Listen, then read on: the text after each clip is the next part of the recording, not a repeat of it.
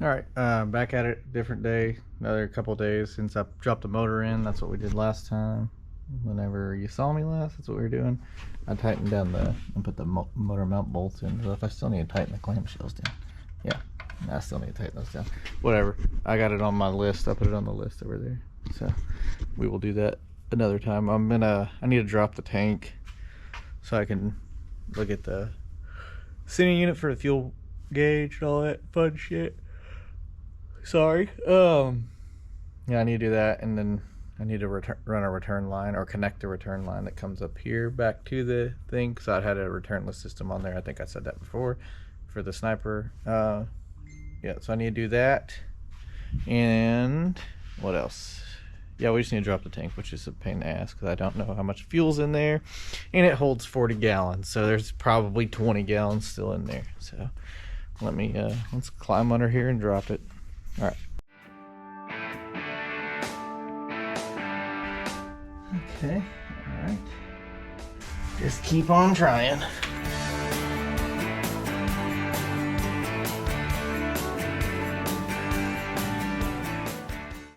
All right, I need to get just go ahead and get the fuel lines loose so that we can get that done.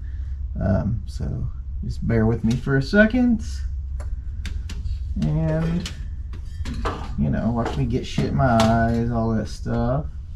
Well, if you're lazy and you don't want to get a wrench, you can just use your dikes, your Kleins, or whatever, snips. Just use those to loosen up a 5/16 bolt. Whatever, it worked, right? That's the important thing.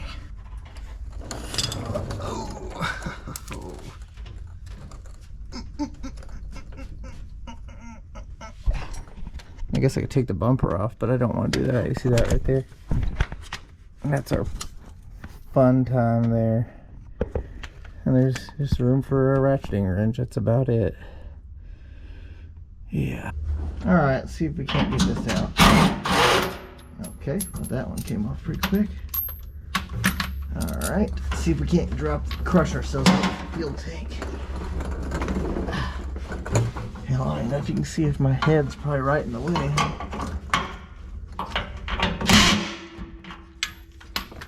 Get on there, you son of a bitch.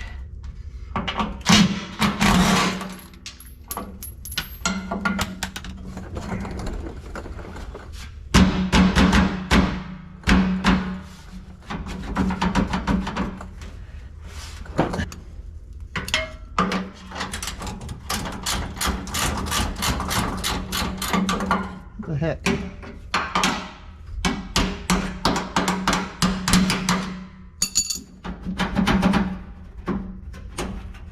Why the hell is acting like it's threaded into the damn hole? It shouldn't be of that manner.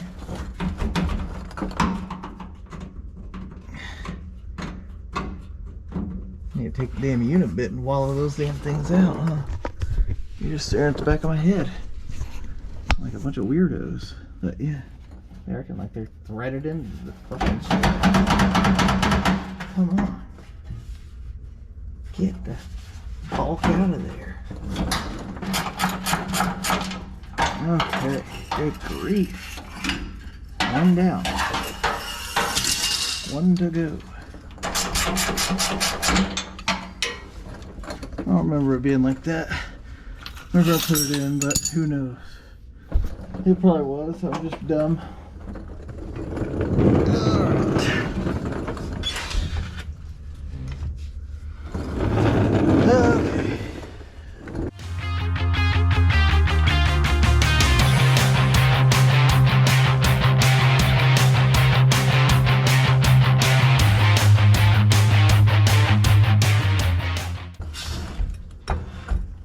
Oh yeah, I got the filler. I gotta disconnect the fucking filler.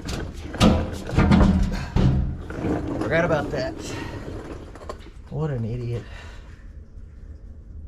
That fuel gauge isn't that bad. It works pretty good. Goodness. I'm gonna get the fuel filler disconnected and all that stuff, and then we'll get back after it. Alright, I got the tank out. Yeah, always a fun time fighting this thing because it has got probably a half a tank in there, so that's pretty cool. So I'm gonna pull the center unit out and then we'll look at that and see if we can't figure out why the fuel gauge is reading wonky. So alright, we'll pull it apart here in a second. Alright, I take that dirty shirt off. I'll show you real quick that it's showing that it's got basically a quarter of a tank, 22 ohm.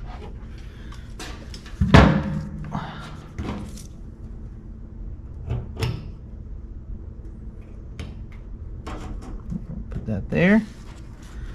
Put this to our center. 22, yeah, I don't know if you can see. Yeah, 22. So we'll pull it out and we'll hold it at 22, or we'll move it till it goes to 22 and just see where that puts us.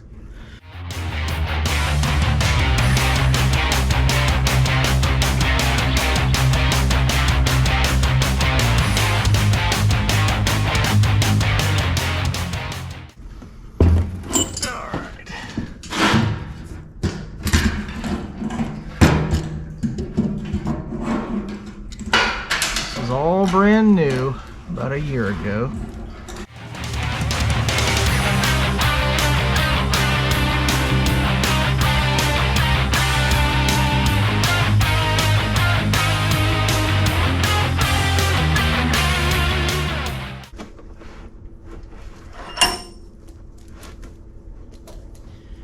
Wow. This is not aggravating me. Something so fucking simple, and I've got to make it complicated somehow or another. Let's see where this thinks that we're at. Alright, showing 8.1. So this is about where it was saying it was at. So yeah, it's 21.8 right there. It's pretty. I guess I should measure that. Get a measuring device here. Just 3.5 or 3 3/4, give or take. You know, not exactly level. There's 22. Okay.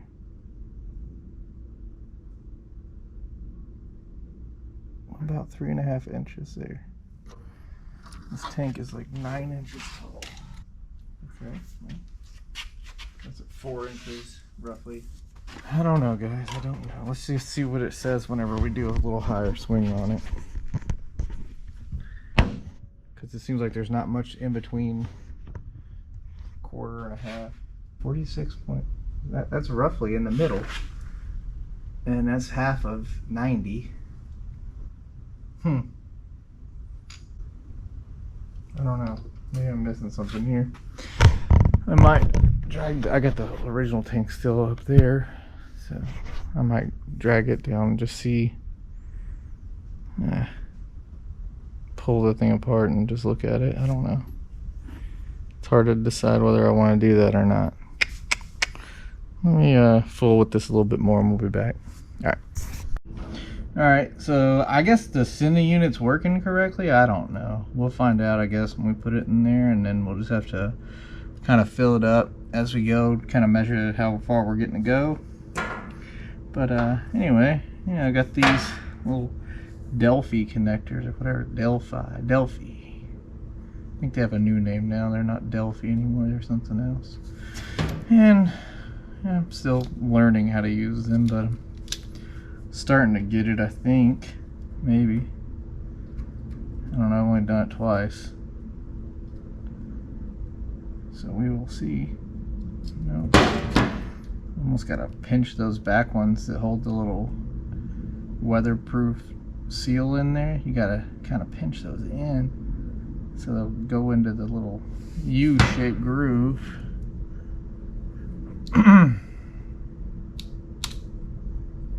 Oh man, don't don't think that worked all right.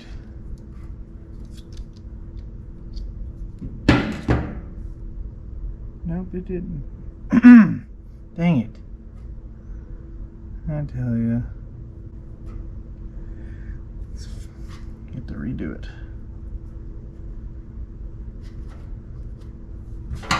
That's frustrating.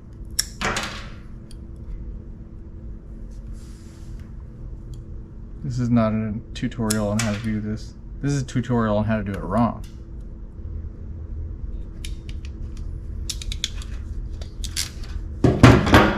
That's better. That's what we wanted. Okay. The other one will be fun because I'll have to do it under the truck or the Suburban. So I'm not gonna make you watch me struggle through that. Anyway, all right. I'm gonna wire that up under there, and then we'll look at getting this tank back in. I switched the hoses. I didn't like that fuel line I was using before. It's just so difficult to use this stuff. It's that braided stuff. Stainless steel, it's coated stainless steel, braided crap. I don't know. It's money wasted because I just used some gates of barricade because it works great and it's easy as hell to use and it doesn't poke the shit out of your fingers. Okay, so we'll be back. All right, I went ahead and just got the tank installed and everything. Took way longer because it's hard to do when you're by yourself, and it's got some fuel in it. I got like, I don't know, 10 gallons out, and there's probably still another 5 left in it, so it decided to fight me the whole damn way. But I used some ratchet straps and pulled it up that way. But got the fuel lines runded as well and wired up the sending unit and all that whatnot. I need to put the ground on there, but yeah, you can see up there. Fuel line coming up here, going to the frame. Larger piece of tubing wrapped around it as an insulator. I spin it, and I'm gonna throw some zip ties on it. Comes up to this old factory stuff here, and runs up there to the filter. Yep. Anyway, yeah, just stuck, I don't know, it was like 1/2-inch hose on there, so it'll keep it from rubbing against the frame rail. You know, not the best way to do it, but it's the way I did it, so it's the way it's gonna be. And just throw some zippies on there, keep it from coming off, right? Anyway, flush cut these guys so I don't get sliced up by them later. I just got a couple odds and ends I need to do. I got a rollover valve that I put on the vent coming off of the tank that I need to put up. I'm gonna put it up by the filler neck. Well, that's where I've got it rounded, but it isn't installed yet. See, there it is, just chilling right there. Anyway, I'm gonna go grab the intake and we'll throw the intake on so we can hook up the fuel lines there. Oh, I need to do the oil pressure sending unit piece too first before I do the fuel line. Be easier without the intake on there. All right, I need to do that, and then we'll throw the intake on, torque it down, then we can throw the wiring harness on there, hook up fuel lines, and start putting accessories on, all that fun stuff. Getting closer and closer. Anyway, we'll be back. All right, I guess we can throw this intake on here, so that'll be fun. Yeah, lots of fun stuff, you know. Everybody loves watching someone put an intake manifold on. But I hadn't really got too much crap captured the past day, you know, while I've been out here working on this stuff. So anyway, it's simple. Obviously, you need a torque wrench. And this is in inch-pounds, and I want to say it's stepped. I need to verify that. Obviously don't have the fuel rail on. On the passenger side over here, there's this little vacuum nipple. You'll snap the end of it, and that's where you can hook up your vacuum line for your doodad. Yeah, great. I love whenever it doesn't snap off all the way. I have to poke it with something, but that's where you'll hook up your vacuum for your air conditioning if you're keeping AC. If you don't want AC on your Squarebody, then you're crazy. Alright, it's a 2-step torque specs. You got 44 inch-pounds first, and then you go up to 89. But I'm just going to run them down real quick, and then we'll do that. Just lightly run them down, just so I'm not...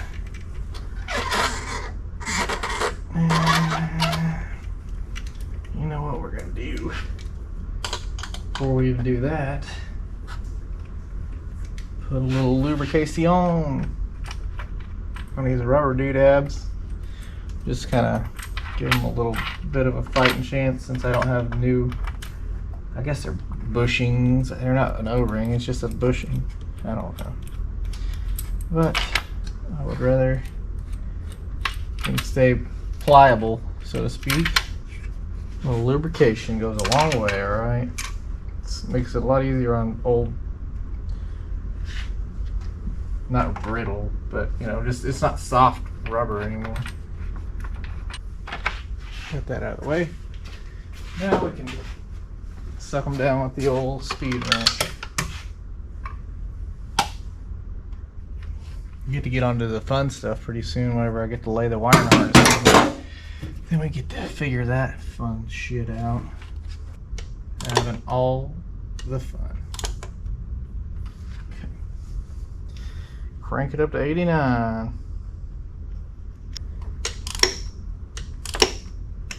Oh, I didn't talk about this earlier, but I noticed I didn't have anything covering the intake ports on the cylinder heads. You know, if you leave your engine open for long periods of time without the tape or intake manifold on there, I always check with a flashlight, look down all the ports, make sure nothing's dropped in there or anything. So I did that before I even started this.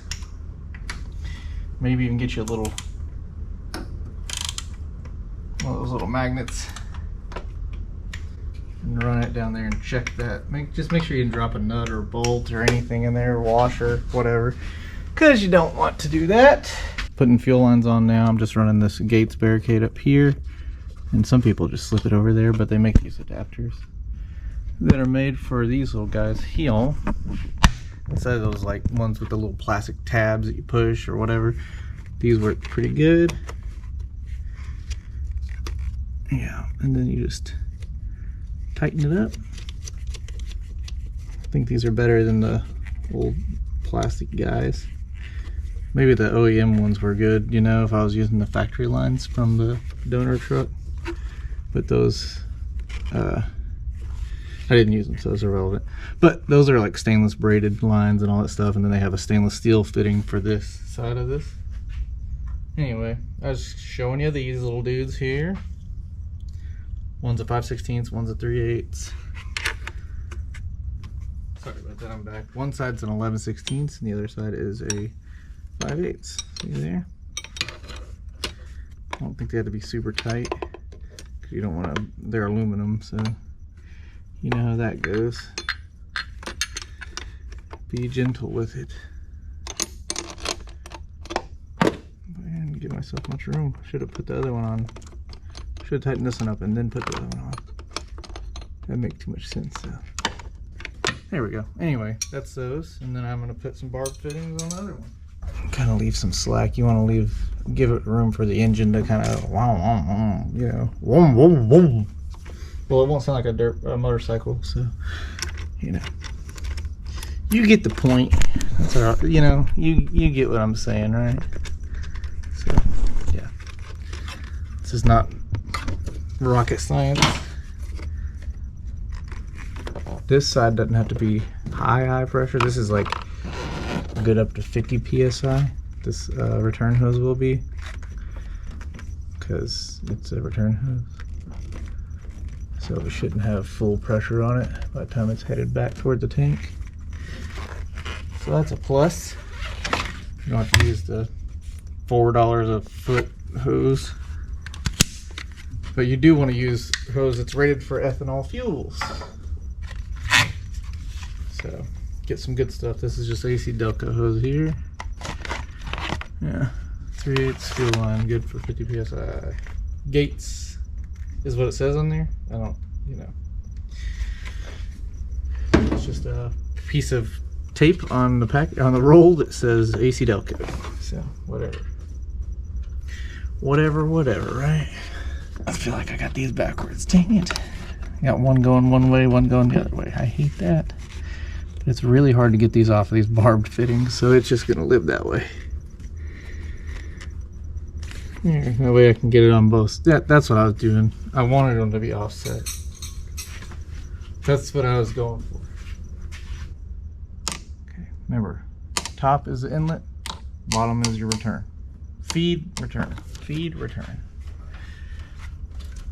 We'll just keep on trucking along and see what we can't get accomplished today. We'll try to throw the harness up here in a little bit, and then we can start going over that, how we're going to do that. So this is just going to be kind of all over the place. Nothing like too specific, this video or series of videos. Oh, none of it's specific. I'm just all over the place anyway. But we will be back shortly. Oh, one thing that I did forget to mention, this is a couple days later. I'm editing the video for the fuel lines right now, and the sending unit and all that fun jazz. But one thing I forgot to mention, one reason why I chose to replace all those lines with the Gates barricade is, well, say you have a fuel line bust on the side of the road. Who the hell carries around AN fittings and those, what is it?